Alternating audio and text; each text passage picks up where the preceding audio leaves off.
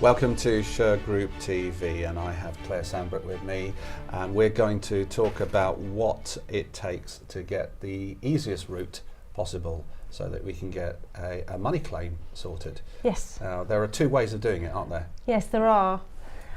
So what we're talking about is people that have been to court and got a judgment from the court. Right. And we want them to be able to enforce that judgment and recover what they're owed. Now, a lot of people think that that's an automatic process. Once you've got your piece of paper that says you're owed the money, that somehow magically the court are going to get it for you. But it doesn't work like that. So that's the first reality check, really. Okay. The next reality check is, well, who can I use? And if you go to the county court, they have a system where you use a warrant of control using a county court bailiff.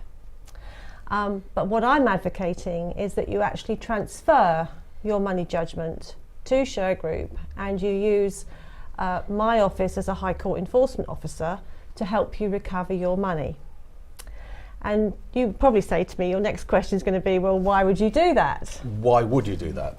That's a very good question. And the reason is that over the last, I suppose, 25 years, it's been recognised that High Court enforcement officers are more robust, more determined than their county court civil servant counterparts. And the County Court Bailiff service, although it gives universal service across the whole of England and Wales, it is staffed by salaried civil servants doing the enforcement role. And they are not paid in the same way as enforcement agents in the High Court. So they're on a salary, whereas enforcement agents in the High Court are paid on commission. Right. And it's a very interesting point because it does make the agents themselves more determined. And all the agents that work in my name are hand-picked for their determination.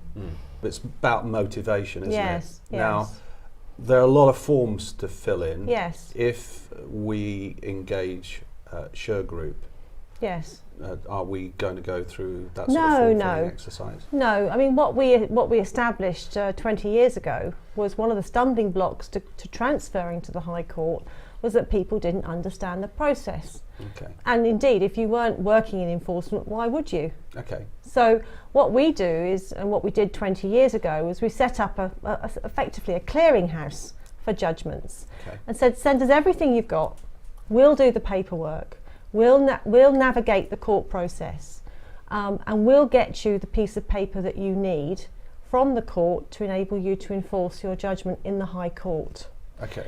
And that won recognition from senior law lords, actually, who came to visit us to look at the process, because although it seems simple now, at the time it was very revolutionary, really, for us to embark on doing this paperwork. But it was all about helping people use the High Court and not seeing it as almost as an elitist forum to be able to enforce your judgment. So as long as your judgment is over £600, then you'll be able to use the High Court. Okay, so let's take a look at the process and the information that's needed to be provided, because there is going to be a need for some input. The powers of telepathy are relatively limited these days. Yes.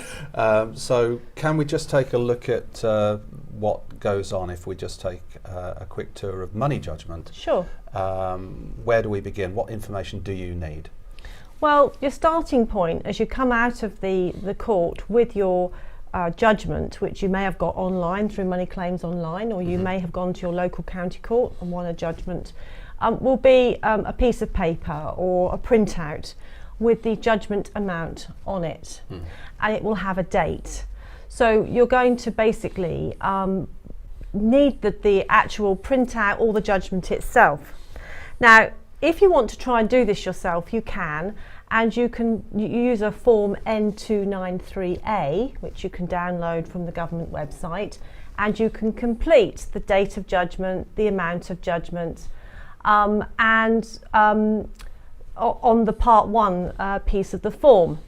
The other side of the form also has to be completed, and you tick whether you want a writ of control or a writ of possession. Now, if you want to recover a money judgment, you will tick the writ of control box.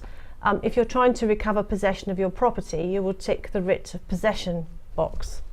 But the thing that I really want to get over to people listening to this today is that you don't have to do any of this. We do it all for you. Okay. And the reason we do it is because technically it looks simple, but if you do not tick the right boxes, the court will reject it. And you can wait days to be able to start the process. I see.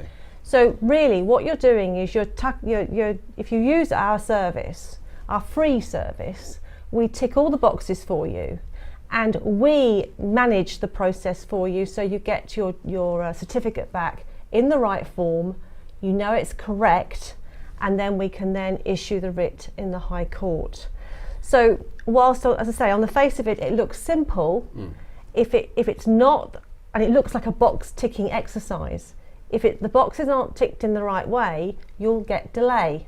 The more time you give them to move the car, move assets, then you don't want to be disappointed when you get to their address. You want them there. Obviously you want to engage with them. You want to, we explain the consequences of having a judgment against them. We do that. And we want to give you the best chance of getting your money back.